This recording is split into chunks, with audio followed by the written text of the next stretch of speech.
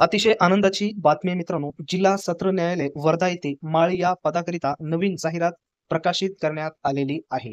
ही जाहिरातीला येऊन 2-4 दिवस झालेले आहे. परंतु मित्रांनो, यामध्ये बऱ्याच विद्यार्थ्यांचा फॉर्म हे चुकलेला आहे. त्यासाठी आपण हा व्हिडिओ मुद्दाम तयार करत आहोत, की संपूर्ण एक वेळेस प्रोसेस समजून घ्या. कशा पद्धतीनं फॉर्म भरायचा आहे. कारण प्रोसेस जर चुकली तर तुमचा अर्ज हा रिजेक्ट होतो, शॉर्टलिस्टमध्ये नाव येत नाही. तर संपूर्ण जाहिरात व्यवस्थित समजून घ्या आणि त्याच्यानंतर फॉर्म तुम्ही भरा.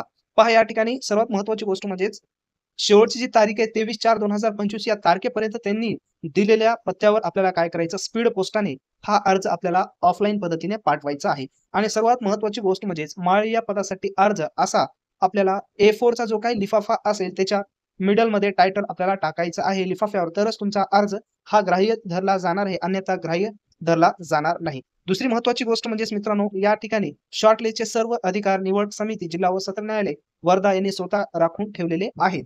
त्याच्यानंतर पात्रता काय आहे? पात्रता पहा या ठिकाणी पात्रता आहे महत्त्वाची गोष्ट म्हणजे भारताचा नागरिक असावा. आणि शैक्षणिक मध्ये काय आहे, तर उमेदवार मान्यताप्राप्त विद्यापीठाचा माळी कामाचा अभ्यासक्रम पूर्ण केलेला असावा किंवा 1 वर्षाचा बगीचे, हिरवळ वनस्पती आणि झाडे इत्यादी सुस्थितीमध्ये ठेवण्याचा शासकीय निमशासकीय मान्यताप्राप्त नामांकित संस्थांचा कंत्राटी भरती किंवा बाह्य यंत्रणेमध्ये करार पद्धतीने अनुभव त्याला असावे.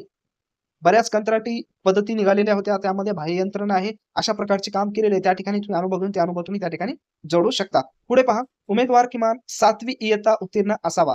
आता याचा अर्थ असा आहे मित्रांनो, 7वीचे मार्क तुम्हाला कंपल्सरी फिल करायचे आहेत आणि 7वीचं मार्क मेमो तुमच्याजवळ असणं अत्यंत आवश्यक आहे, म्हणजेच कंपल्सरीच असणार आहे. त्याच्यानंतर मराठी लिहिता किंवा वाचता येणे आणि शरीरदृष्टी तुमची चांगली असली पाहिजे. या ठिकाणी वयाचा विचार केला तर 18 ते 38 वर्ष, खुल्यासाठी मागासवर्गीयासाठी 43, त्याच्यानंतर न्यायालयीन जर कर्मचारी असेल तर काही वर्षाची अट यामध्ये असणार नाही. आणि या ठिकाणी हा पद जे आहे एकाएकी पद आहे, त्याच्यामुळे कोणत्याही प्रकारची तुम्हाला संधी असणार नाही. कशाची? पदोन्नतीची स्पष्ट उल्लेख त्यांनी केलेला आहे. त्याच्यानंतर पहा यामध्ये काय महत्त्वाच्या गोष्टी आहेत त्याच्यावर आपण चर्चा करणार आहोत. अर्ज शुल्क आहे टोटल ₹100 तुम्हाला काय करायचं, डीडी काढायचं आहे. डीडी कसा असतो आणि कशा पद्धतीने डीडी काढतात त्याचा व्हिडिओ आपण बनवलेले आहेत.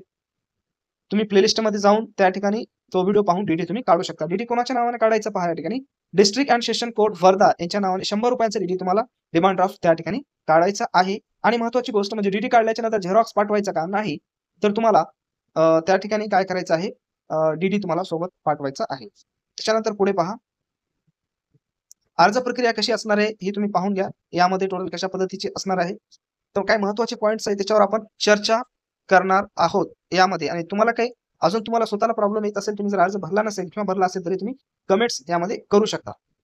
पहा या ठिकाणी त्यांनी काय म्हटलेलं आहे, उमेदवाराने अर्जासोबत पोस्टल ऑर्डर किंवा डिमांड ड्राफ्ट वगळता कोणतेही कागदपत्र जोडू नये. तुम्हाला काय करायचं या ठिकाणी, कोणतेही कागदपत्र तुम्हाला आता फॉर्म भरल्याच्या नंतर जोडायचं नाही अर्जासोबत. फक्त एक तुमचा फिल केलेला अर्ज तो देखील सांगणार आहे कसा फिल करायचा, कारण बऱ्याच विद्यार्थ्यांनी अर्ज फिल करताना चूक केलेली आहे. तर तो अर्ज आणि डिमांड ड्राफ्ट डीडी या दोनच गोष्टी तुम्हाला काय करायचं, पाठवायचे आहे. ऑर्डर जर तुम्ही पाठवलं तर तुमचा अर्ज हा रिजेक्ट होऊ शकतो. परंतु जेव्हा मुलाखत असते ना, त्यावेळेस तुम्हाला त्या गोष्टी तिथं सादर कराव्या लागणार आहेत मुलाखतीच्या वेळी. पहा या ठिकाणी महत्त्वाच्या सूचना दिलेल्या आहेत. नमुना घ्यायचा आहे, तो नमुना मी टेलिग्राम चॅनलवर टाकणार, त्या ठिकाणी घ्या. आता त्या नमुन्यामध्ये काय करायचं, संपूर्ण माहिती अचूक माहिती तुम्हाला भरायची आहे. यामध्ये नाव असेल, पत्ता, मोबाईल नंबर, ईमेल आयडी, जन्मतारीख, सर्व गोष्टी तुम्हाला व्यवस्थित कागदपत्रानुसार तुम्हाला फिल करायच्या आहेत. आता यामध्ये अनिवार्य काय आहे, तर अनिवार्य आहे 7वी मधील गुण नमूद करणे अनिवार्य असेल. जर उमेदवार इयत्ता 7वीची परीक्षा उत्तीर्ण असेल आणि पुढील उच्च अर्हता प्राप्त 10वी किंवा 12वी उमेदवाराकडे इयत्ता 7वीचे गुणपत्र नसेल, तर अर्ज भरताना इयत्ता 7वी करिता काल्पनिकरित्या तुम्ही काय करू शकता, त्या ठिकाणी तुमची पर्सेंटेज तुम्ही त्या ठिकाणी फिल करू शकता. आता यामध्ये तुम्हाला फॉर्म भरत असताना काय म्हटलेले पहा, उमेदवाराने शैक्षणिक कागदपत्रांच्या आधारे सर्व सादर करण्याच्या दिवशी धारण करीत असलेली अचूक शैक्षणिक माहिती भरावी.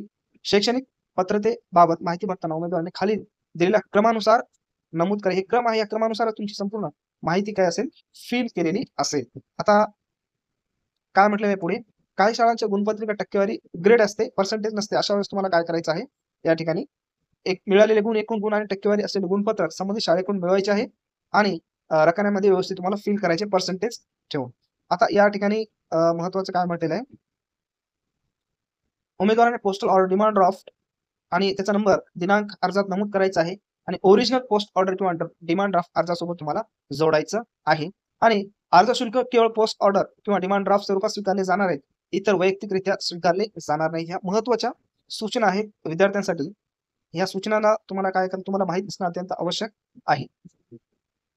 पुढे महत्त्वाचं काय सांगितलेलं आहे, उमेदवाराने काय करायचं, अर्जामध्ये आपला एक फोटो चिटकवायचा आहे रकान्यामध्ये. अर्धी साइन इकडे, अर्धी साइन इकडे, जसं आपण ऑनलाईन एक्झामला गेल्याच्या नंतर करतो स्पर्धा परीक्षामध्ये सेम ॲज इट इज तिथे तुम्हाला त्या पद्धतीने स्वाक्षरी करायची आहे बॉल पेनने. त्या अर्जावर त्यांनी रकान्यामध्ये फोटो चिटकवण्यासाठी दिलेला आहे. उमेदवाराने सफाईगार किंवा माळी या दोनपैकी केवळ एकाच पदासाठी तुम्हाला काय करायचं आहे मित्रांनो, अर्ज या ठिकाणी करायचा आहे. मित्रांनो, हा शेवटचा अतिशय महत्त्वाचा मुद्दा, याच्यावर आपण चर्चा करूया. काय म्हटलेलं आहे, उमेदवाराने काय करायचं, सर्वप्रथम जो नमुना आहे तो डाउनलोड करून घ्यायचा. त्याच्यानंतर A4 आकाराचा आपला लिफाफा घ्यायचा आणि त्याच्यामध्ये सुस्पष्टपणे टंकलिखित किंवा संगणकीकृत टायपिंग करायची आहे. बऱ्याच टंकलिखित करा किंवा संगणकीकृत टायपिंग करून 23 एप्रिल 2025 च्या अगोदर, म्हणजेच 23 एप्रिल 2025 सायंकाळी 6 वाजेपर्यंत तुम्हाला स्पीड पोस्टाने पोहोचेल अशा पद्धतीनं फॉर्म तुम्हाला पाठवायचं आहे. अजून तुमच्या काही अडचणी असतील तर कमेंट्स बॉक्समध्ये कमेंट्स करा आणि ही जाहिरात आणि अर्जाचा नमुना आपण टेलिग्राम चॅनल अपलोड केलेला आहे. त्याची लिंक डिस्क्रिप्शन बॉक्समध्ये दिली आहे. त्या ठिकाणी जाऊन डाउनलोड करू शकता.